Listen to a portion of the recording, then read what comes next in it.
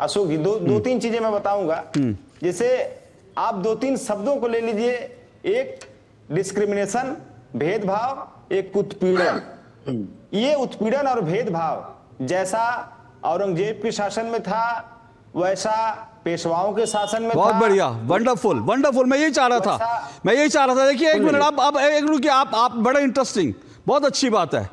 देखिए मुझे मालूम था ये होगा और मैं इसी पॉइंट पे आना चाहता था। अब औरंगजेब की तुलना पेशवाओं से की जा रही है, ठीक है ना, कि औरंगजेब का जो काला क्रूरतम इतिहास है उसको छुपाने के लिए औरंगजेब को महान सीधा सीधा नहीं बता पा रहे, तो अब जो है ये बताया जा रहा है पेशवा जो है वो भी औरंगजेब जैसे क्रूर थे, वो भी औरंगजेब जैसे क्रूर थे पेशवा।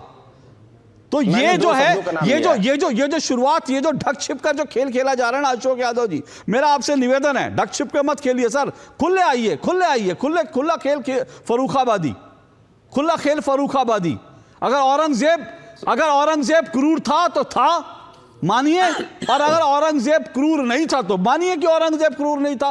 ये ढक छिप के खुला खेल फर्रुखाबादी नहीं, देखिए, नहीं, आप सुनिए, औरंगजेब की तुलना में मत जाइए। अभी मैं तुलना में नहीं जा रहा हूं, अभी तुलना में नहीं जा रहा। मैंने आपसे सीधा सवाल पूछा, औरंगजेब क्या क्रूर था?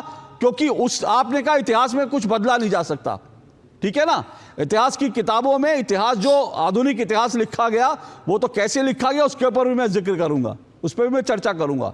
लेकिन औरंगजेब की जो खुद का इतिहास है, जो औरंगजेब की जो खुद की जो बायोग्राफी है, आधिकारिक बायोग्राफी है, उसका कच्चा चिट्ठा में लेके बैठा हूं।